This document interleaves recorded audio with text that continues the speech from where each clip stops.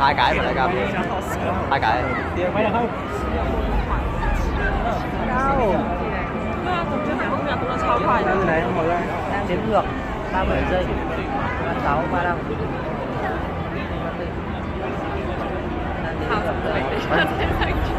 Sao hiện như cái thằng béo rồi á? Thằng đại em ấy. Không biết à?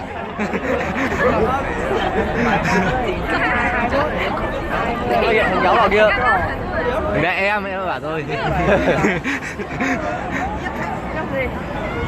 Quá lồn. Kéo không phải trực tiếp. Chưa. 3, 9, liêu, ủ, sư, san, ơ, y.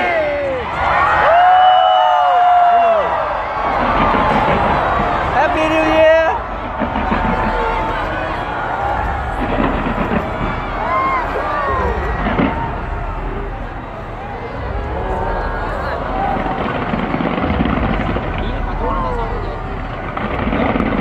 Cam của mình sáng quá. Thường thôi.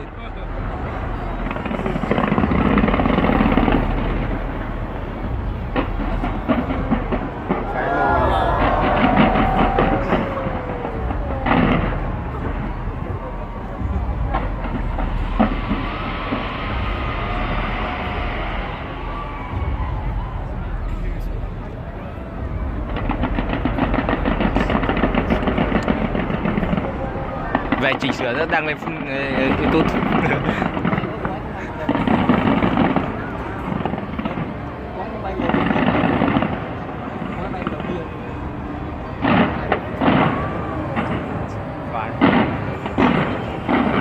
Bán này toàn kích điện. Cái này nó mà cháy vào phát này.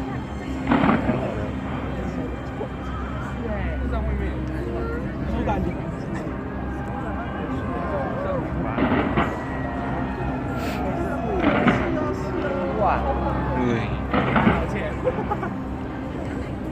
mỏi tay. Công nhận mỏi thật.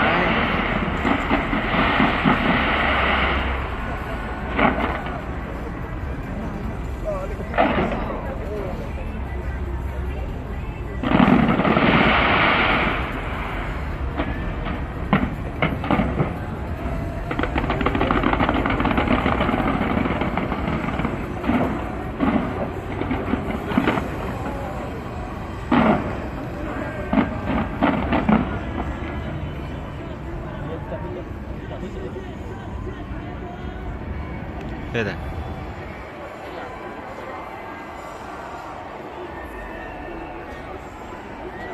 Cái này như này. Còn chứ mới tí đây hết. 3 phút. 3 phút rồi. Quay 2 lần.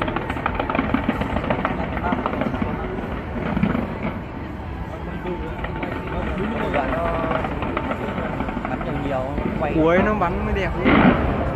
Đấy bây giờ cuối rồi.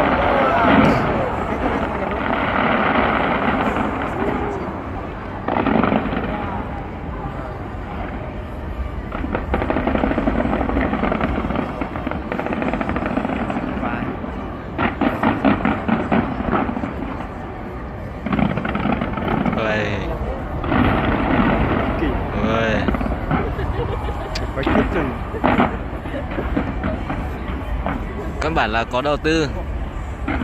Tiền tỷ của nó chả đấy.